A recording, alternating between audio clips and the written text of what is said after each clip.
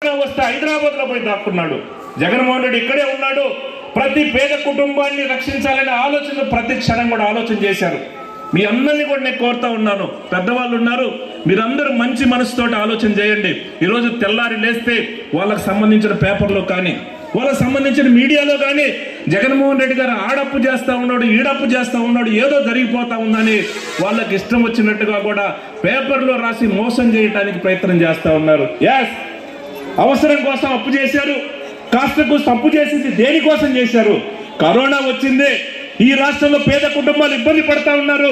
వాళ్ళకు వచ్చే పెన్షన్ ఒక్కరోజు కూడా ఆగకూడదు, వాళ్ళకు వచ్చే అమ్మఒడి ఒక్కరోజు కూడా ఆగకూడదు, వాళ్ళకు వచ్చే చేయుత డబ్బులు ఒక్కరోజు కూడా ఆగకూడదు, వాళ్ళకు వచ్చే ఆరోగ్యశ్రీ ద్వారా ఏదైతే చూయించుకుంటున్నారో వాళ్ళకు సంబంధించిన ఎక్కడా కూడా ఆగకూడదు, వాళ్ళకు వచ్చే వాహన మిత్ర ఒక్కడు కూడా ఆగకూడదు, వాళ్ళకు సంబంధించి ఏ పెన్షన్, ఏ సంక్షేమ కార్యక్రమం, ఏ రైతు భరోసా ఒక్క రోజు కూడా ఆగకూడదని ఆయన ఇబ్బందులు పడ్డా, ఏ ఇబ్బంది వచ్చినా కూడా మీకు సహాయం చేసే కార్యక్రమం చేసిన మాట వాస్తవం కాదని అడుగుతా ఉన్నాను.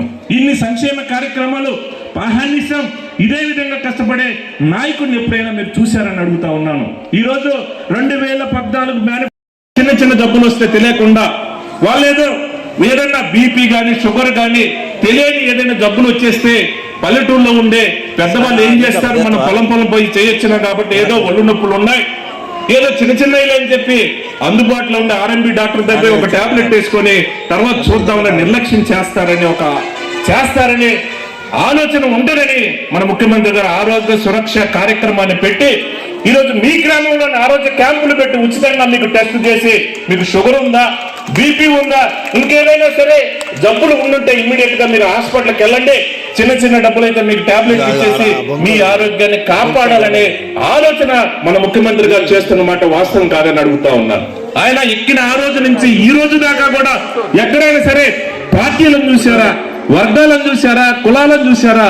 ఏ గ్రామంలో అయినా సరే సంక్షేమ కార్యక్రమాల విషయంలో ఏ ఒక్క రూపాయైనా సరే మనం ఈ సీట్లో కూర్చున్నాం కాబట్టి ఎక్కడా కూడా మన పార్టీలను చూడకూడదు, వర్గాలను చూడకూడదు. ఖచ్చితంగా పేదవాళ్ళు ఉంటే మన బాధ్యత మనకు వాళ్ళకి సహాయం చేయాలనే ఆలోచనతోటి మధ్యవర్తులు లేకుండా, అవినీతి లేకుండా ఏదైతే అర్హత నుండి మీరు అప్లై చేసుకుంటే ఆడ బటన్ నొక్కితే ఈ అకౌంట్ లో మీకు డబ్బులు వచ్చే కార్యక్రమం మన ముఖ్యమంత్రి గారు చేస్తున్న మాట వాస్తవం కాదని అడుగుతా ఉన్నాను.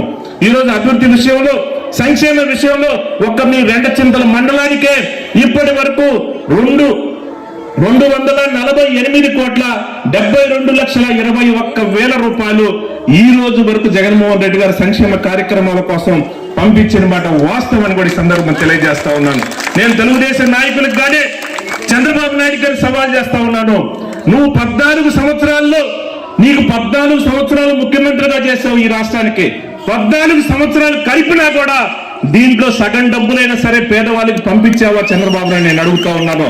గణాంకాలతో చెప్తాం, మేమేదో కొండను తీసుకొచ్చి చేతిలో పెడతామని చెప్పట్లా, మేము చేసినవి చెప్తాం, ఇచ్చిన డబ్బులే చెప్తా ఉన్నాం. ప్రతి క్షణం ప్రతి రోజు కూడా